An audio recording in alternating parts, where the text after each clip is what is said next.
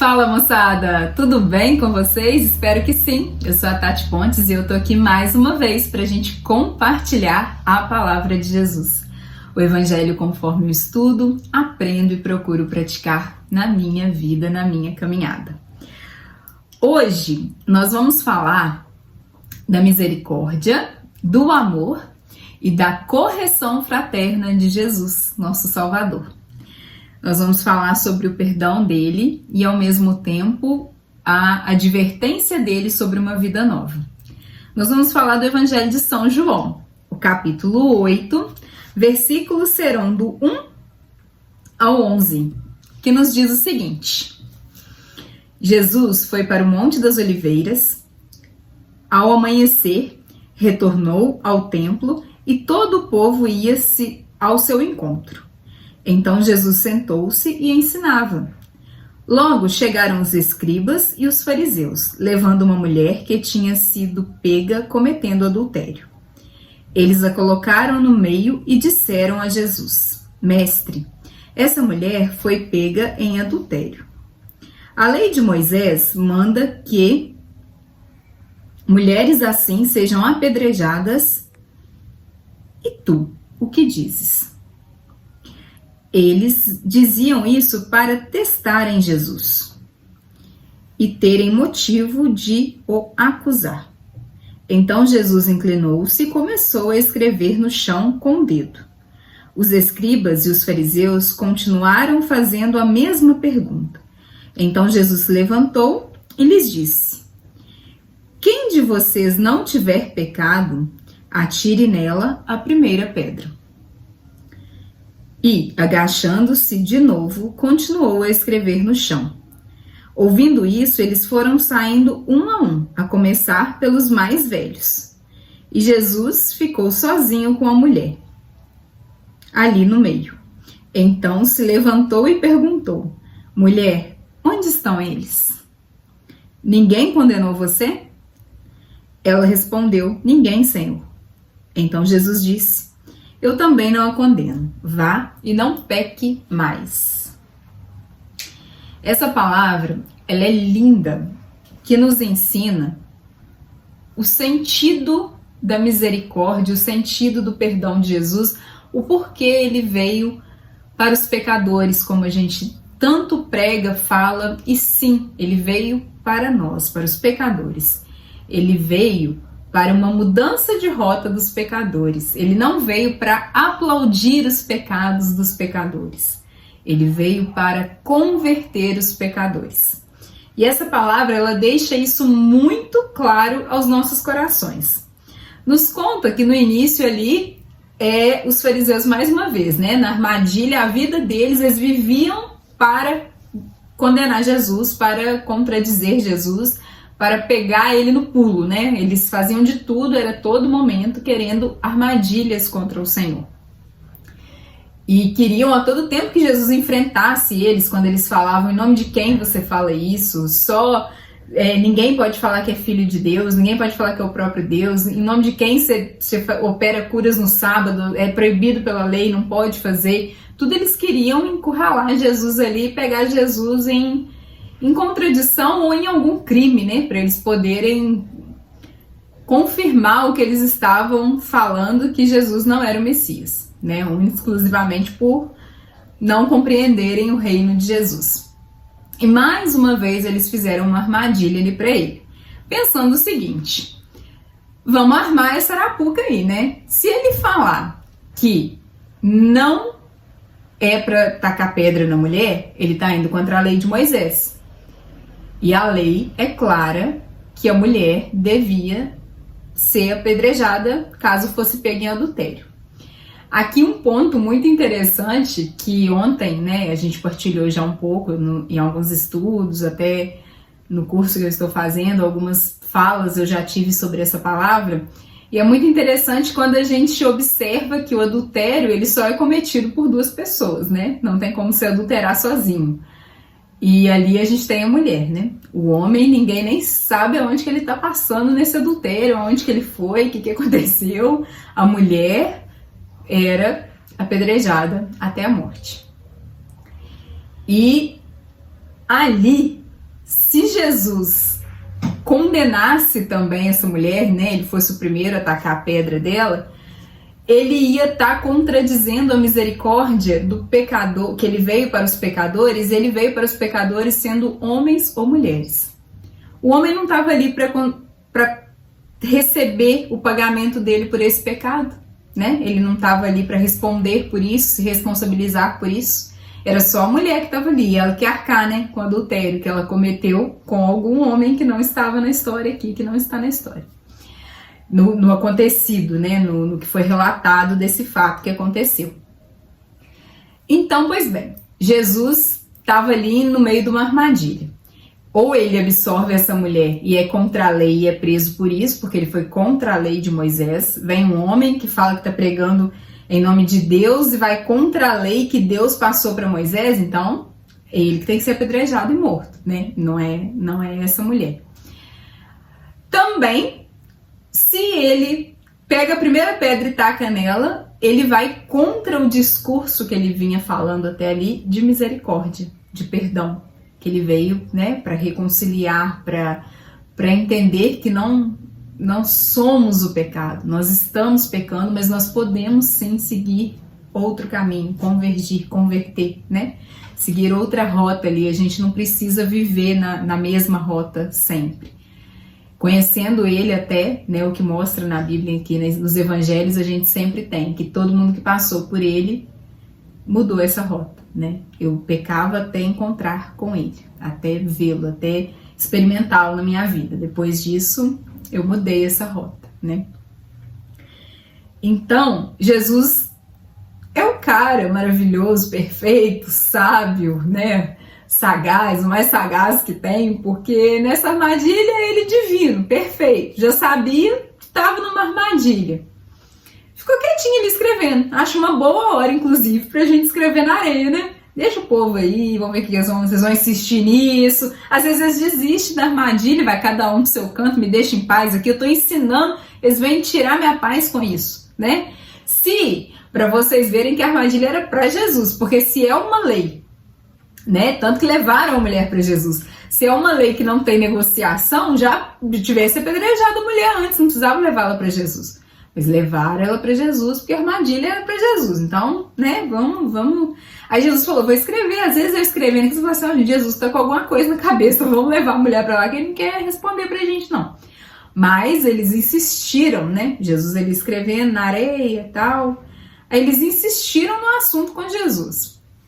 Mas peraí, né? De novo, o que diz? O que devemos fazer?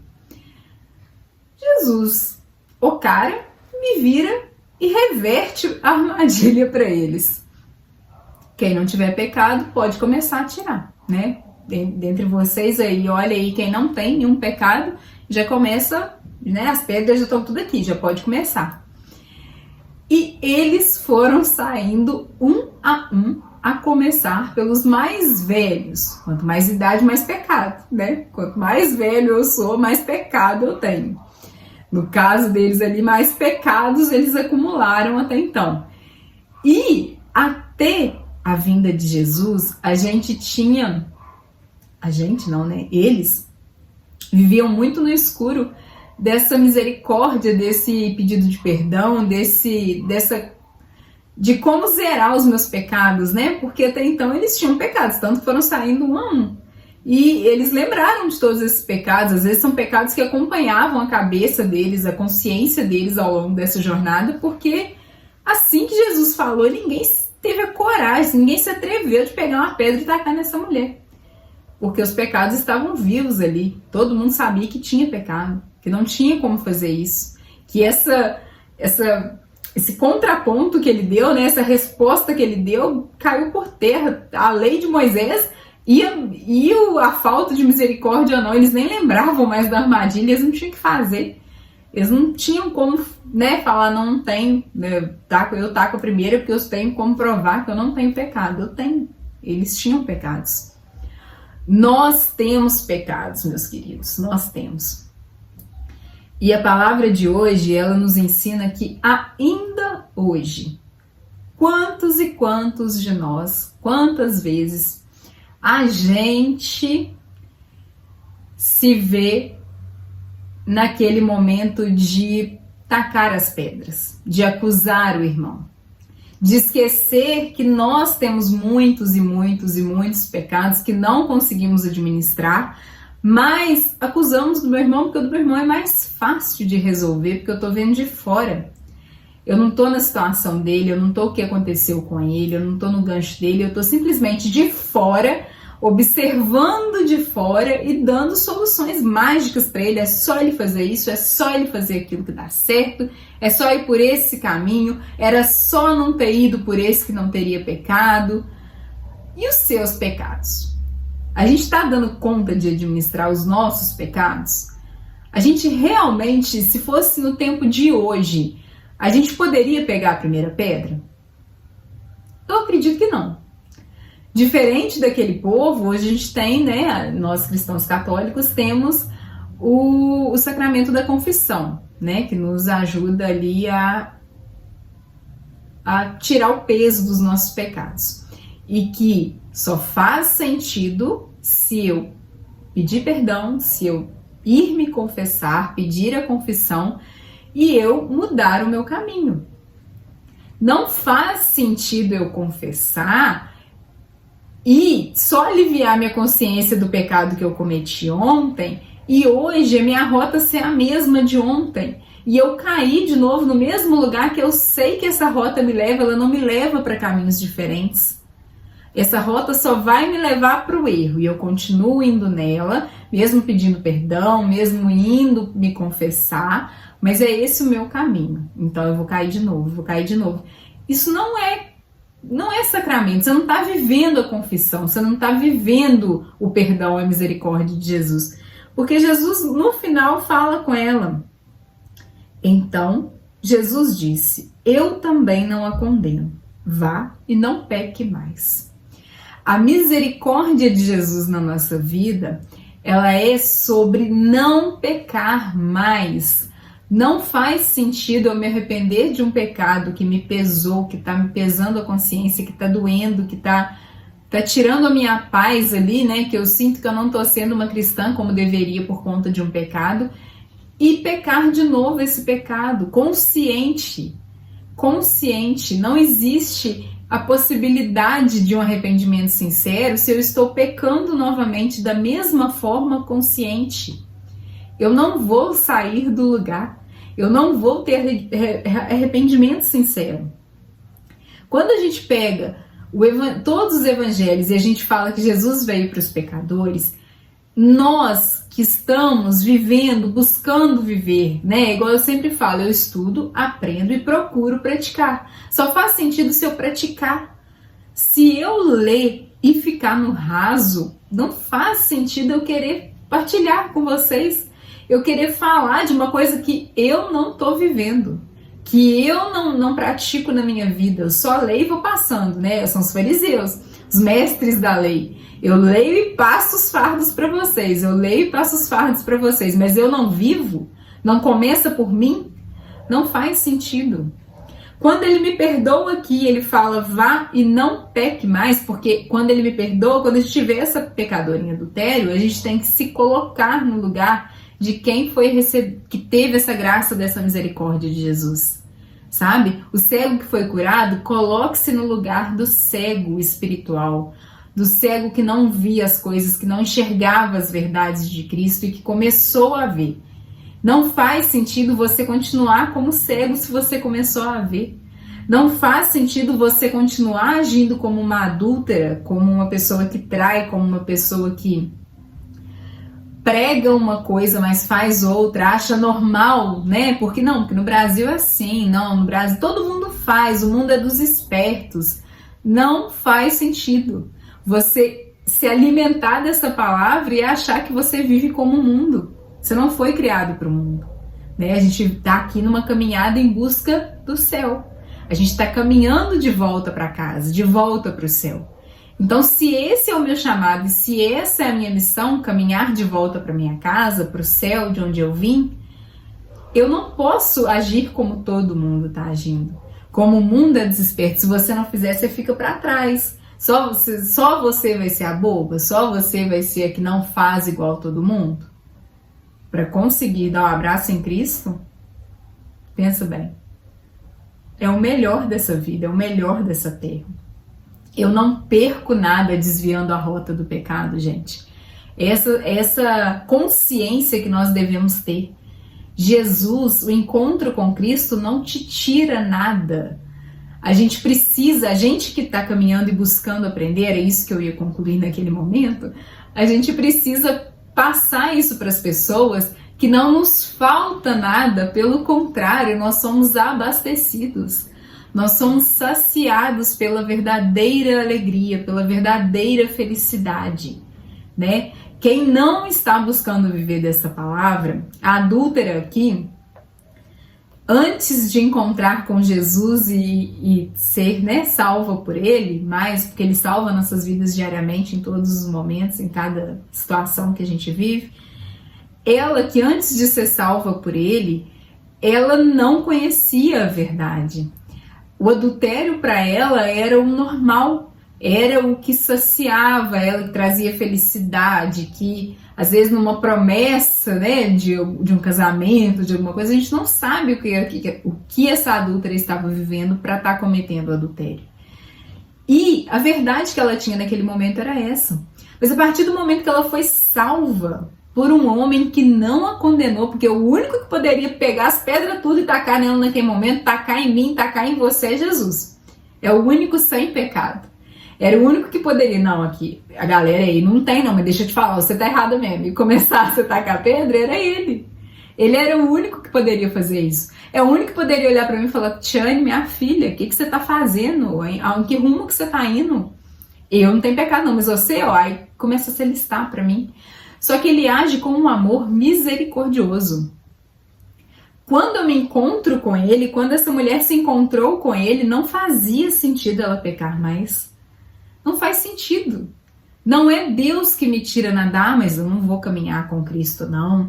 Ah, não, voltar para Deus é muito difícil, porque Ele vai tirar minha social, vai tirar minha baladinha que eu gosto, vai tirar minha cervejinha, vai tirar meu vinho que eu gosto de tomar, vai tirar meu... Deus não te tira nada. Vocês precisam entender que Deus não te tira nada. Ele é um pai de amor e um pai que te dá o livre-arbítrio.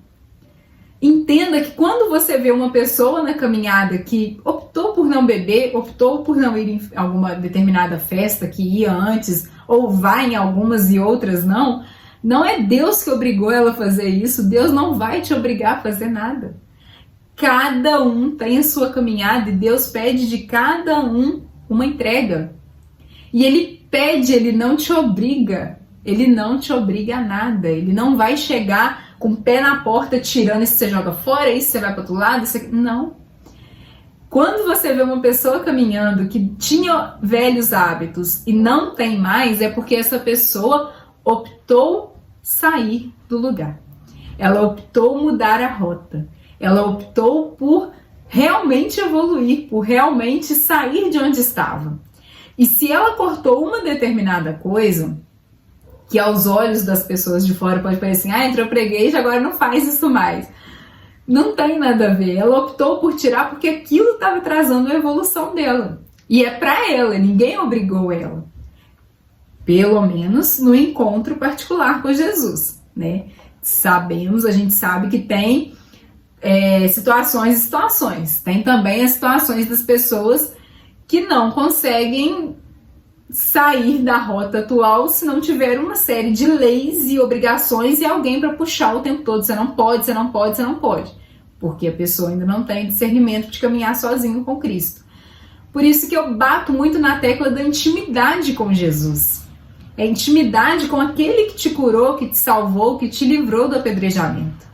Você precisa ter intimidade com Ele, porque quando você tiver intimidade com Ele, você não precisa de outras pessoas te falarem o que deve ou não fazer, o que é certo ou não de fazer. Ele vai te falar, Ele vai te mostrar, Ele vai te dar consciência. O que você não pode viver ainda por conta de pecados que você precisa se organizar, Ele vai te mostrar como organizar. Ele vai te mostrar como deixar para trás a mulher velha, a mulher adúltera. Ele vai ensinar, Ele vai capacitar.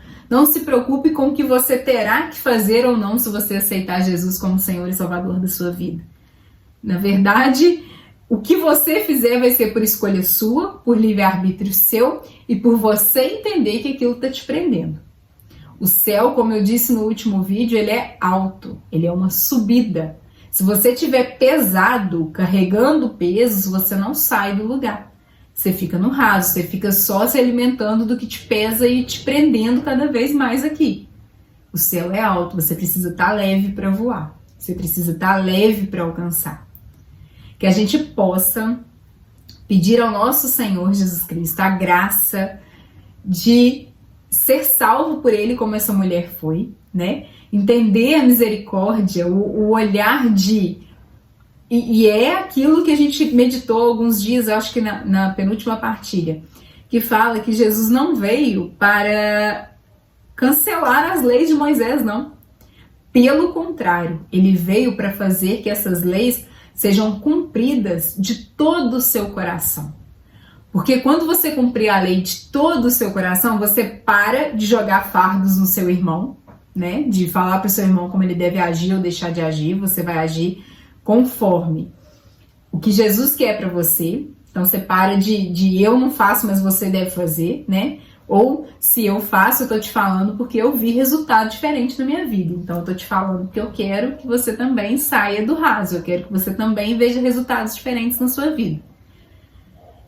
E que a gente cumpra as leis, sim, porque elas devem ser seguidas, elas estão aí para serem seguidas, elas não são para ser quebradas, elas não vieram para que a gente, quando Jesus veio, esquece tudo que era lei, tá? Agora tudo pode, tá tudo oba-oba. Não.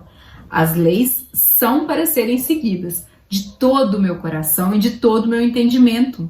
Porque o livre-arbítrio, aí eu vou estar livre para poder escolher, para poder entender por que eu tô deixando essa vida antiga, entendeu? Quando você se enche disso e entende, você não volta para ela porque você tomou consciência.